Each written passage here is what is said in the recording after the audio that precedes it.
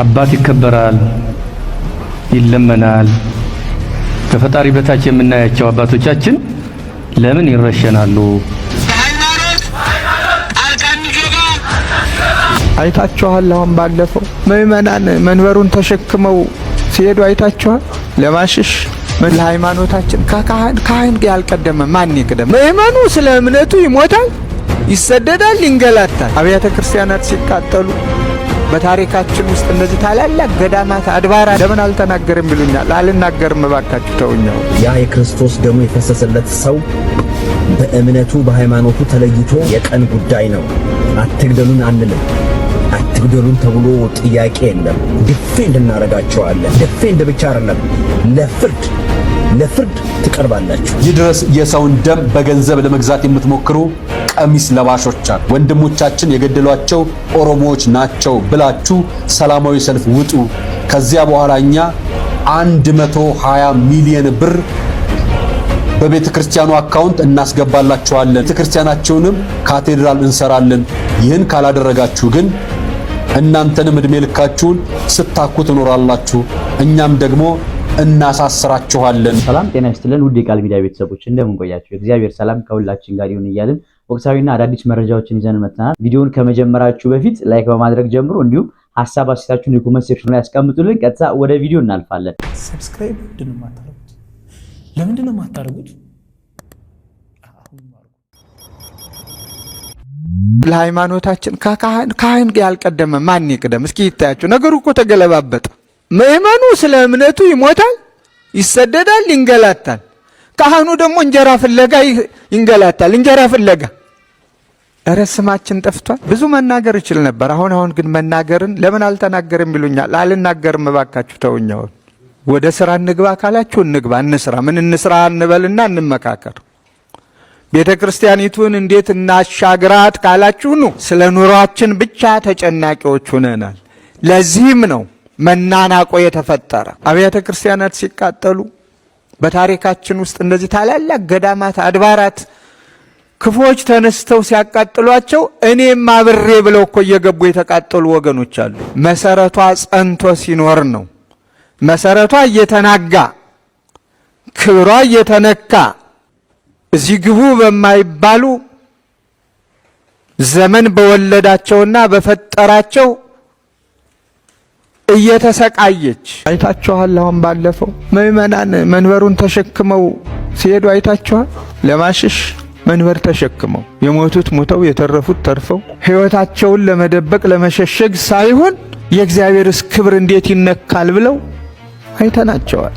እየልግለጸው ትናንትና ታላላቅ አድባራት የሚመሩ ሊቃውንት ነበሩ በልዩ ልዩ የሀገራችን ክፍሎች። ዛሬ ተፈናቅለው መጥተው እዚህ የቀን ሰራተኞች አላያችሁ? እንደ በጎች በተኩላዎች መካከል።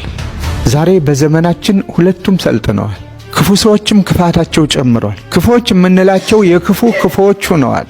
ተኩላዎችም በዚያው ልክ በአቋሙ በመልኩ በጠባዩ ተኩላ ሆኖ በመጣ መልካም ነበረው። አይደለም። የበግ ለምድ የለበሱ የተኩላ ጠባያቸውን የሰወሩ በጎችን የሚመስሉ ግን ጥፋታቸው ተኩላዎች ከሚያጠፉት በላይ የሚያጠፉ የዋሃን የሚመስሉ የዋህነት የሚባለው ነገር በውስጣቸው የሌለ ከባድ ነው። በዚች እናት አንጋፋ ኦርቶዶክሳዊት ተዋሕዶ ቅድስት ቤተ ክርስቲያን ታላቅ ፈተና ላይ ነው ያለች። አፉን ያልከፈተ እጁን ያልሰነዘረ የለም። የኔና የናንተ ዘመን በጣም ከባድ ነው። ለፈተናዎች አንንበርከክ፣ ምክንያቱም ከክፉ ሰዎች ተጠበቁ። ጥያቄ ኢትዮጵያ ውስጥ አለ ለምትሉ ሽፍቶች እኔ መጠየቅ የምፈልገው ማለት ነው፣ ዓላማችሁ ምንድነው? ሰው የምታገዙት ለምንድን ነው? ቤተክርስቲያን የምታቃጥሉት ለምንድን ነው? ሰው የምታርዱት ለምንድን ነው? መንገድ የምታዘጉት ለምንድን ነው? ዓላማችሁ ምንድን ነው? ለእኛ እኮ ግራ ገባን። ጸባችሁ ከማን ጋር ነው ሲጀመር? ውጡና እንዋጋ። ያሸነፈ ይኑርባት ኢትዮጵያ ውስጥ ንውጡ፣ እንዋጋና ሲጀመር ያሸነፈ ይኑርባት። እኛ ሰላምና ፍቅር እንጂ በታሪክ መጣሽ ነገር እየመጣ የሚቀሰቀስ ህይወት አንፈልግም። በፊት እኮ ያሳለፍነው ብዙ ታሪኮች ሊኖሩ ይችላል፣ የተበደልንበት ወይም ደግሞ የበደልንበት። ገደሙ ቁስላችን እያከከኛ መንባሳዊ ቁስላችን አክመ መቀመጥ ነው የምፈልገው። ተውን በቃ እኛ እንኑርበት። እኛ የሚመራን መንግስት ይበቃናል። ተውን። በአመት ሰው ትገሉብናል። ኧረ ሼም ነው ሲጀመር። ማርያም ወንድ ናቸው። ውጡና እናጉን በቃ ያሸነፈ ይኑርባት እንጂ እንደ ሕፃን ስራ ዳር ለዳር እየመጣችሁ ቤተክርስቲያን ማቃጠርና ኧረ ይደብር። የከተማ ልጅ እንዲህ ነው የሚነግራችሁ። ጫካ ለጫካ ተደብቃችሁ መንግስት ፊት ሳትጋፈጡ፣ ህዝቡን ፊት ሳትጋፈጡ ምስኪን ድሃ ምዕመናንን ቤተክርስቲያንን ማቃጠልና መግደል በጣም ነውር ነው፣ ወንጀል ነው፣ ጸያፍ ነው፣ አረመኔነት ነው። ለአረመኔነታችሁ ሞገስ ሰጣችሁ ጀግና የምትባባሉ ጫካ ለጫካ ተደብቃችሁ ክርስቲያን ለምታሳዱት ነው የወጣት መልእክት ያስተላለፈ። በነገራችን ላይ ለምታግቱ በሙሉ ይሄ መልእክት ይሆናል። ለምትገሉ በሙሉ ይሄ መልእክት ይሆናል። ለምታሳድዷት ቤተክርስቲያን በሙሉ ይሄ መልእክት ይሆናቸዋል። አባት ይከበራል፣ ይለመናል። ከፈጣሪ በታች የምናያቸው አባቶቻችን ለምን ይረሸናሉ? ለምን በንብርክክ ያስኬዷቸዋል? እያልኛ ማዶ ሆነን ወታደር ሆነን ለዛውም እየተናገርን እየጮህን ከየሰፈሩ ተለቃቅሞ በወጣ ወንበዴ ነው ህዝቡ እየተበላ ያለው። የእምነት ቦታችንም እየተደፈሩ ያሉት። ይሄን አቤት ማለት ነው ማለት የሚከፈል መስዋዕትነት ሊኖር ይችላል፣ ግን ፈጣሪ ሰምቶ ያቀዘቅዛል። እኛ ይሄን ነው የምናምነው። ከዚህ ህዝብ ነው የወጣ ነው። ከዚህ ሃይማኖት ነው የወጣ ነው። ሀገራችን ዳር ድንበራችን ይጠበቅ ስንል ውስጥ ያሉ እምነቶቻችን እሴቶቻችን ይጠበቁ ማለታችን ነው። አባቶቻችን ይጠበቁ ማለታችን ነው። ህዝባችን ይረጋጋ፣ ሰርቶ ይብላ፣ የትም ሀገር ይንቀሳቀስ ማለታችን ነው።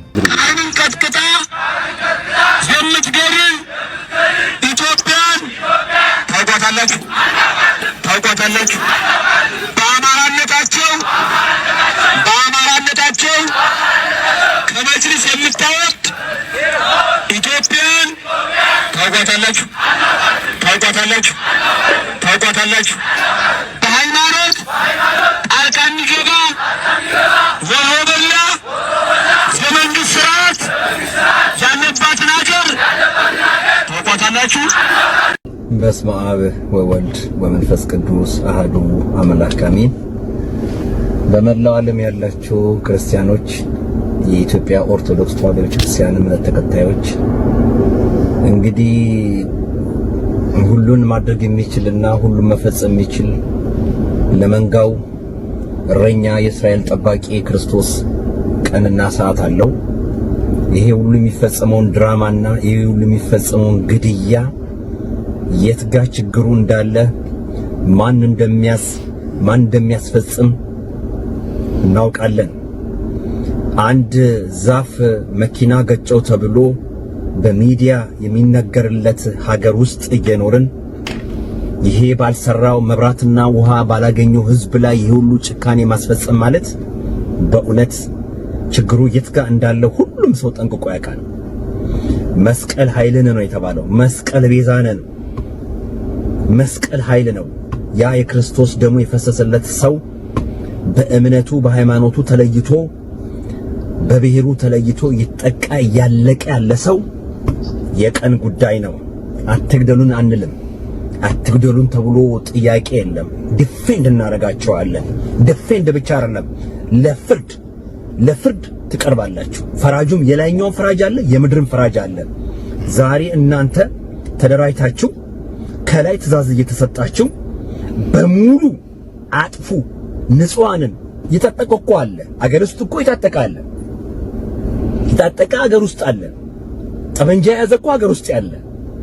ንጹሃንን ከምትገርሉ ወንዶች ነን ካላችሁ ከነሱ ጋር መገናኘት ነው። ነገር ግን የኢትዮጵያ ሕዝብ በተለይ የኢትዮጵያ ኦርቶዶክስ ተዋሕዶ ቤተክርስቲያን ማስቀደሱ ጥቅም የለውም። አትቀልዱ።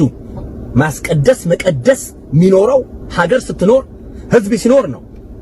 ያለ ቀዳሽ አስቀዳሽ ዋጋ የለውም። ያለ አስቀዳሽ ቀዳሽም ዋጋ የለውም። ካህንም ዋጋ የለውም። ምእመን ከሌለ ካህንም ዋጋ የለውም። እግዚአብሔር እያየን ነው። መልስ ሳይሰጥ ቀርቶ አይደለም። እስራኤልን የሚጠብቅ የኢትዮጵያ አምላክ እግዚአብሔር ይፈርዳል። ግን ሁላችንን እያየን ነው። ንጹሃን እያለቁ፣ ንጹሃን እየታረዱ እስከ መቼ እንቀጥላለን? 4 ኪሎ የተቀመጠው በህዝብ ስም ያለው መነጽርና ተደባቂ ድሮን እየፈጀ ህዝቡን እየጨረሰ ያለው ምን እየሆነ ነው? ምን እስከነው ነው የምንጠብቀው? ምንድነው የምንሆነው?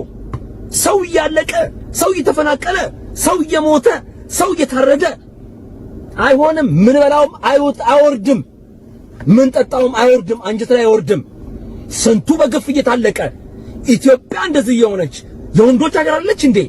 የእምነት ሀገር አይደለች እንዴ? አቡነ ጴጥሮስ በመስቀላቸው ነው ከመስቀል የሚበልጥ የለም አውግዤ ያለው እንኳን አንተ አይደለም መሬቷን አውግዤ የለም ያሉ የጀግኖች ሀገር እኮ ነች ኢትዮጵያ። ዛሬ ማንም በመጠጥና በአልኮል በሱስ የተለከፉ በዘረኝነት የተለከፉ ሰዎች ስልጣኑን ይዘውት፣ ስለዚህ እኔ በምችለው አቅሜ በምችለው እግዚአብሔር በሰጠኝ በዚህ በክህነቴ አውግዤዋለሁ። እግዚአብሔር ቀኑና ፍርዱን እስከሚያመጣ ድረስ አውግዤዋለሁ። እሱንም የምትደግፉ ዝም ያላችሁ ተወግዛችኋል። በእግዚአብሔር ስም ተወግዛችኋል።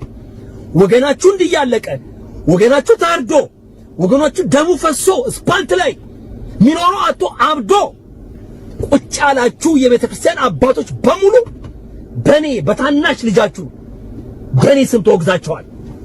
አልንቀበላችሁም። የኢትዮጵያ ሕዝብም አይቀበላችሁም። ምእመን ሆይ ምን እስከምትሆን ትጠብቃለህ? ሻማ እኮ በቃ ሻማ አይለኮስልህም። ሻማ ጸሎት እናስባቸው እንዘክራቸው አይሰራም። በቁም ነው። አትርፍ ወገንህን፣ እናትርፍ ወገናችንን። ወስብሐት ለእግዚአብሔር። ይቆየን። ለመምህር ዘላለም ታዬ የቆማችሁበትን ልክ ሊሆን የሰማቱ አልቆማችሁም። በጣም በሚያሳዝን ሁኔታ ለነ ቀሲስ ዶክተር መዝገቡ ካሳ ስትቆሙ አላየንም። እንደዚህ የችርቻሮ አቋቋም የምትቆሙ ሰዎች አላችሁ። የአንደኛው መፈታት ለእናንተ ስራ መጨረስ መስሏችሁ ከተሰማችሁ አሁንም አስተሳሰባችሁን አእምሯችሁን አስተካክሉ። የመታሰር የመፈታት ዜና ልንፈተፍት አይደለም ዋናው ጉዳይ። እነኚህ ወገኖቻችን የታሰሩበትም የተፈቱበትም ዓላማ ምንድን ነው? ምንድን ያሳሰራችሁ? ሂዱ ግቡ፣ ቪዲዮን ይዩት። ሊያውም በጣም ተጠንቅቆ እንግዲህ የሚናገር ሰው ነው ዮኒ። እስካሁን ድረስ ባሉ ነገሮች የራሱን ጥንቃቄ ይወስዳል። ማየት ያለበትን ያያል። እኛን ጭምር የሚመክር ሰው ነው። ዮኒን ያሳሰረው አለዝቦም ቢሆን የተናገረው እውነት፣ ለስለስ አድርጎም ቢሆን የተናገረው እውነት ዮኒን አሳስሮታል። ተመልከቱ፣ እስከዚህ ደርሷል ማለት ይሄ ነገር ወገኖቼ እንደ ጋንግሪን ከግር ጀምሮ ወደ አናት እየደረሰ ነው። ደርሶም እያለፈ ነው የሚገኝ። የት ነው? ወዴት ነው የምንሄደው? ወዴት እንሄዳለን? እስቲ ከሃይማኖታችን ውጭ ምንድነው ቅድሚያ ልንሰጠው የሚገባ ጉዳይ ምንድን? እነሱ ልክ ገበታ ላይ እንደቀረበ ፓስታ በሹካና በማንኪያ እየመጡ ሙቀቱን ጨርሶ ጠረጴዛ ላይ እንደቀረበ በጎድጓዳ ዞን ሳህን እንደቀረበ ሾርባ እያውካኩ እንደፈለጋቸው ሲጠፈጥፉን፣ እንደፈለጋቸው ሲጠጡን፣ እንደፈለጋቸው ሲያላጉን፣ እኛ ግን ቦታው ላይ የለንም። የሆነ አካል የቀደሙት የተናገሩ ሰዎች በፍትህ ይጠየቁ ቪዲዮ ሰርቼበታለሁ ያ ሲባል እኛ እዛ ቦታ ላይ የለንም። እነሱን አንሸፍናቸው። አሁን የነገርኳቸው የደብረ መዊ ልጆች 2 ጊዜ ፍርድ ቤት ፈታቸው።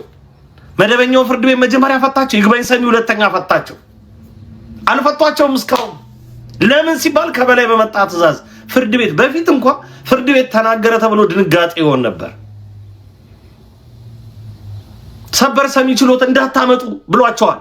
በማህበራዊ ሚዲያ ፍትህ የሚጠይቁ አካላትን አታምጡ ብሏቸዋል። እኛ የታሰርን ሰሞን ነው ያ የቆመው። ታስታውሳላችሁ? በኮሪደር ልማት አሾፉ ምናምን በሚል ታስረው ነበር። ጆን ዳንኤል የሚባል ሰው የታሰረ ሰሞን ማለት እዛ ሰሞን የታሰሩ ሰዎች ይግባኝ ሰሚ እነ ዴቭ ምናምን ታስረው ነበር። እነ ዳግም የሚባሉ ልጆች ይግባኝ ሰሚ ሄዶ እነሱ ላይ ነው የቆመው። ሁለተኛ እንዳታመጡ ነው የተባለ። እስከዛ ደረጃ ድረስ ፖሊስ ላይ ጫና ሲደረግበት እናውቃለን በሰዓቱ። አሁን ግን ፍርድ ቤቱም ገደል ይግባ፣ ይግባኝ ሰሚውም የፈለገ ትቦ ይግባ፣ እኛ በምንፈልገው እናስራለን እንፈታለን የሚል የወንበዴ ስራ፣ የዚህ የጎረምሳ ስራ፣ የሆነ ጥግ ተሰባስቦ ማጅራት የሚመታ በህጋዊ ተቋም ስር ተሸሽጎ ያለ ወንበዴ የሚወስነው ውሳኔ ነው። ዛሬ በእንደዚህ አይነት ደረጃ እስረኞችን ወገኖቻችንን፣ ወንድሞቻችንን፣ እህቶቻችንን እያንገላታል። አንዱን የሚገርመኝ አንዱን ሲፈቱ አንዱን እንረሳለን። ብዙዎቻችሁ ለየታችሁም አንዱን ልጅ አንዱን የእንጀራ ልጅ ስታደርጉ አይቻለሁ።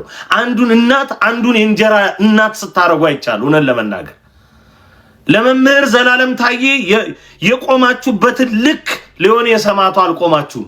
በጣም በሚያሳዝን ሁኔታ ለነ ቀሲስ ዶክተር መዝገቡ ካሳ ስትቆሙ አላየንም። እንደዚህ የችርቻሮ አቋቋም የምትቆሙ ሰዎች አላችሁ። የአንደኛው መፈታት ለእናንተ ስራ መጨረስ መስሏችሁ ከተሰማችሁ አሁንም አስተሳሰባችሁን አእምሯችሁን አስተካክሉ። የመታሰር የመፈታት ዜና ልንፈተፍት አይደለም ዋናው ጉዳይ። እነኚህ ወገኖቻችን የታሰሩበትም የተፈቱበትም ዓላማ ምንድን ነው? በስመ አብ ላንብብላችሁ ሙሉ እነማን እንደሆኑ እናንተ ገምቷቸው። እኔ በደንብ አንብላችኋለሁ አንድም ሳላስቀር እነማን እንደሆኑ እናንተ ተረዱ። በስመ አብ ወወልድ መንፈስ ቅዱስ አሐዱ አምላክ አሜን። ለሁለተኛ ጊዜ የወጣ የሐዘን መግለጫ። ይድረስ የሰውን ደም በገንዘብ ለመግዛት የምትሞክሩ ቀሚስ ለባሾች አሉ። የገጠር ካህናት ነው ያሉት፣ የገጠር ምዕመናን ነው ያሉት። በነገራችን ላይ ገጠር ላይ ህዝቡ ተሰብስበው ነው ውሳኔ የሚወስነው። ጉዳዩ አቋማችንን ስለማሳወቅ ይሆናል። ይሄን መግለጫ ከተነበበና ሚዲያ ላይ ከወጣ በኋላ አስደውለው አስፈራርተዋቸዋል። ያስፈራራቸውን አካል ስልካቸውን ይዘዋል። ስልካቸውን ያውቃሉ። ስልካቸው በምን እንደሆነ ያውቃሉ። እነማን እንደሆኑ ለይተዋል። መረጃቸው አላቸው። እኔ ግን ልንገራችሁ ለእናንተ እንድታውቁት። ከላይ በርሱ ለመግለጽ እንደተሞከረው በአሩሲ ኦርቶዶክሳውያን ወንድሞቻችንና ላይና ቤተክርስቲያን ላይ የደረሰውን ጉዳታችን አድርገን በደቡብ ጎንደር ሀገረ ስብከት ላይ ጋይንት ወረዳ የአሮጌ ፊሊ ዓለም ገና መድኃኔዓለም ቤተክርስቲያን ከተለያዩ የኦሮሚያ ክልልና የኦሮሞ ተወላጆች የቤተክርስቲያናችንን ችግር በሚዲያ ተላልፎ አየነው፣ ሰማነው። ብዙ አስተዋጽኦ አድርገውልን ነበር። ነገር ግን ትላንትንን ያደረጉ ሰዎች ዛሬ ሞቱ ሲባል ምንም ማድረግ ባንችልም ሐዘናችንን እንደ ሀገር ባህልና ወግ ገልጸናል። ሐዘናችን መሪር ነው። የእነዚህ ሰዎች ሐዘንን አለማድረግ ክርስቶስን ከሸጠው ከይሁዳው አለማነስ ነው። በእርግጥ በዚህ ዘመን ይሁዳ ኖሮ ቢሆን ከኛ ሥራ ከክፋታችን ብዛት የተነሳ የይሁዳ ሥራ እንደ ጽድቅ ይቆጠር ነበር። ዛሬ ይሁዳን የሚያስመሰግን ሥራ የተሰራ ነው። የእውነት ይህን ያህል የክፋት ጥግ ዲያብሎስ ያውቀዋል የሚል ጥያቄ ያስነሳል። ሆኖም ግን ምንም ይሁን ምን እኛ ለተጎዱ ወገኖቻችን የሐዘን መግለጫ አውጥተናል። እሱም በሚዲያ ተለቋል። ይህንንም አይታችሁ የደወላችሁ ሰዎች አቋማችንን እና ባለማተብ ባለ ሃይማኖት መሆናችንን እንድታውቁልን እያሳሰብን አቋማችንን እንዲንገልጻለን ብለዋቸዋል። በመጀመሪያ ሰላምታ ሰጣችሁን፣ በመግለጫው ተደስተናል፣ ነገር ግን የሚስተካከል ነገር አለ ብላችሁናል። እሱም ምንድነው? የኦሮሞ ተወላጆች ጎንደር ላይ ላለው ቤተክርስቲያን ደረሱ ሲባል ለኛ ችግር ሆነብን። ደውለውላቸው ችግር ሆነብን፣ ይህ ነገር ደግሞ ቀጥሎ አይረግብም፣ ምክንያቱም እከሌ አማራ ነው እከሌ ኦሮሞ ነው እያልን ለኦሮሞዎች አባገዳን ለአማራ ቄሶቹን እየላክን ሀገር ሰላም ለማድረግ እየሞከርን ነው። ነገር ግን በእናንተ ቤተክርስቲያን መግለጫ የተነሳ አማራ፣ ኦሮሞ፣ ትግሬ፣ ጉራጌ ሳይል ሁሉም ሰው ተነሳስቷል። ለማርገብ ጥረት ቢደረግም በብሔር የሚያምን ኦርቶዶክስ ውሻ ነው። አጥንት መቁጠር የተሰጠው ለውሻ እንጂ ለሰው አይደለም። ይህንን ደግሞ ያረጋገጡት በአሩሲ የሚገኙ 17 ኦርቶዶክሶችና የጅማ የወለጋ ክርስቲያኖች አረጋግጠውልናል። በምንም ልትሸነግሉን አትችሉም። ከዚህ በኋላ ሰዎች እንጂ እንደ ውሻ አይደለንም ብለው ነገሩን አቀጣጥለውታል። እናንተ ተመልሳችሁ የአካባቢውን ሕዝብ ይዛችሁ ማንም የኦሮሞ ተወላጆች አልረዱንም፣ እኛም የሐዘን መግለጫ ወጣነው ተገደን ነው እንጂ ወደን አይደለም፣ ወንድሞቻችን የገደሏቸው ኦሮሞዎች ናቸው ብላችሁ ሰላማዊ ሰልፍ ውጡ። ከዚያ በኋላ እኛ 120 ሚሊዮን ብር በቤተ ክርስቲያኑ አካውንት እናስገባላችኋለን። በሬ ለሌለው ሕዝብ በሬ እንገዛለን። ስንዴ፣ ዱቄት፣ ዘይት፣ ማዳበሪያ፣ ሌሎችንም ያስፈልጋል የምትሉትን እናደርግላችኋለን። ቤተ ክርስቲያናቸውንም ካቴድራል እንሰራለን። ይህን ካላደረጋችሁ ግን እናንተንም እድሜ ልካችሁን ስታኩ ትኖራላችሁ፣ እኛም ደግሞ እናሳስራችኋለን። አይደለም እናንተ ብዙ ዕውቅና ያለው ሰው ጠቅላላ መታሰሩን ሰምታችኋል። ስለዚህ ምርጫችሁን እናንተ ታውቃላችሁ። በቤተ ክርስቲያኑ አካውንታችሁ 50 ሺህ ብር አስገብተናል ብላችኋል። በመጀመሪያ ብራችሁን መልሰን ልከንላችኋል። ካቴድራልም አንፈልግም፣ ለኛ ካቴድራል እንሰራላችኋለን ካላችሁ የሚፈሰውን ደም አስቁሙልን፣ የሥላሴን ሕንጻ ስሩልን። እኛ በነቀዘ ስንዴና በቁሳቁስ የምንገዛ ሕሊና የሌለን እንደዚህ ዘመን ቆሞሳትና ጳጳሳት ገንዘብ ከፍለን ስልጣን የተቀበልን ሰዎች አይደለንም። እኛ የቤተ ክርስቲያናችን የሚሰራልን ሰው አላጣንም፣ ደግሞ ተሰርቶልናል። የምታርዱት የምታሳርዱት እናንተ ናችሁ። ደግሞ አታልቅሱ ትላላችሁ። ተውን እንጂ እናልቅስበት። እናንተ በትረ ሙሴያችሁን መያዝ እስኪያቅታችሁ እንደ ሐረር ሰንጋ የደለባችሁ ዛሬ ደማቸው በሚፈስ ኦርቶዶክሳውያን ገንዘብ እንጂ እናንተ ወጣችሁ ወርዳችሁ ሰርታችሁ አይደለም። ዛሬ ቤተክርስቲያናችሁን እንስራላችሁ ብላችኋል። ከ3 ዓመት ጀምሮ ስመ ሥላሴ ያላገኙ ክርስትና ያልተነሱ 46 ሕፃናት ያለ ሃይማኖት ሲቆዩ ያኔ የት ነበራችሁ? የመድኃኔ ዓለምን ታቦቱን በፌስታል ጠቅልለን ጣሪያ ውስጥ ስናስቀምጠው ያኔ እናንተ የት ነበራችሁ? አልተፈጠራችሁም ወይስ ዛሬ ነው ለክርስትና የበቃችሁት? ያኔ ሰማይ ተደፍቶብን የቀን ጨለማ ሲውጠን የደረሱልን በአሩሲ በጅማና በወለጋ ያሉ የኦሮሞ ተወላጆች ኦርቶዶክሳውያን ናቸው እንጂ እናንተ አይደላችሁም። በሚዲያ አስተዋውቁልን እንኳን ስንል ለዶክመንተሪ 300 ሺህ ብር፣ ለአንድ ደቂቃ ማስታወቂያ 40 ሺህ ብር ይህንን ተጠየቅን ስንል ያኔ እናንተ የት ነበራችሁ? ስለሆነም ለታረዱ ወንድሞቻችን አሁንም ደግመን ለሁለተኛ ጊዜ ሱባኤ እየተዘጋጀን ነው። ሱባኤያችን ግን ለታረዱት ብቻ ሳይሆን ለእናንተን መፍትሄ እንዲሰጣችሁ ማለትም እንደናንተ አይነቱን ረጅም ቀሚስ እየጎተታችሁ የወርቅ መስቀል እየያዛችሁ እጃችሁን በወንድሞቻችን ደም እየታጠባችሁ የምትኖሩትን ሃይማኖት የለሽ የሆናችሁትን የክርስትና ሃይማኖትን እንደ ሸቀጥ የምትጠቀሙበትን በመዓቱ ገርፎ ከቤቱ አስወጥቶ አሁንም የምትቀልዱበትን ካባና ቆብ አውልቆ ለፀሐይ መከላከያ ኮፍያ አድርጋችሁ ወደታች ወደ ጥልቁ እንድትወርዱ ነው ፍላጎታችን። ይህ ካልሆነ ግን እናንተ እንደ አንድ ጊዜ ዲያብሎስ በክፋቱ ስላቆረባችሁ በክርስቶስ ደም ሳይሆን በምስኪኖች ደም መላ ሰውነታችሁን እየታጠባችሁ ስለምትኖሩ እናንተ እያላችሁ ሀገር ሰላም ሆና ትቀጥላለች ብሎ ማሰብ ከንቱ ድካም ነው። እስራኤላውያን በግብጽ በባርነት ሲገዙ 400 ዓመት ሙሉ ያነቡት እንባ የኤርትራ ባህር ሆኖ ገዢዎችን ከነሰራዊታቸው አስጥማቸዋል። ያኔ እንባ ነበር። ዛሬ ግን እንባ ብቻ ሳይሆን ደምም አለበት። ስለዚህ እናንተም ያፈሰሳችሁት እንባና ደም ባህር ሆኖ እንደሚያሰጥማችሁ እያሰባችሁ ብትኖሩ መልካም ነው። እናንተ የተናገራችሁትን ንግግር ጸያፍ በመሆኑ የተነሳ እኛ አንደግመውም። እኛ በቤተ ክርስቲያናችን ልክ የተሰራ በክርስትናችን ልክ የተዘጋጀ ቤተ ክርስቲያናችን ለክተን የምንኖር የእውነት ክርስቲያኖች ስለሆንን እናንተ የተናገራችሁትን አንደግመውም። ለሞቱት ወገኖቻችን አሁንም በድጋሚ ሱባኤ ጨምረን እናስይዛለን። ሐዘናቸው የእግር እሳት ሆኖብናል። አሁን እኛ ሐዘንና ደስታ ተቀላቅሎብን እንገኛለን። ደስታችን የቤተ ክርስቲያን አስተዋጽኦ ካደረጉ ሰዎች መካከል በሕይወት አለን ብለው ደውለውልናል። በዚህም ደስ ቢለንም ሐዘናችን ግን አሁንም እንደቀጠለ ነው። ሀገሪቱ ለሚያስተዳድሩ ባለድርሻ አካላት በአሩሲ የሕግ አካል የሚቀመጥበት ካምፕ ተሰርቶ ለአካባቢው ልዩ ጥበቃ እንዲደረግና በሰላም ወጥተው በሰላም እንዲገቡ እየጠየቅን ለሞቱ ወገኖቻችን መጽናናት እንመኛለን። ከመንፈሳዊ ሰላምታ ጋር ዓለም ገና መድኃኔዓለም ቤተክርስቲያን የላይ ጋይንት ወረዳ አሮጌ ፊሊ መድኃኔዓለም ዓለም ገና መድኃኔዓለም ቤተክርስቲያን ሰበካ ጉባኤ ጽሕፈት ቤት ማህተሙ። ብንሰርቅም ባንሰርቅም እንኳን ክርስቲያኖን መሬት እንኳን ኦርቶዶክስ ሆነ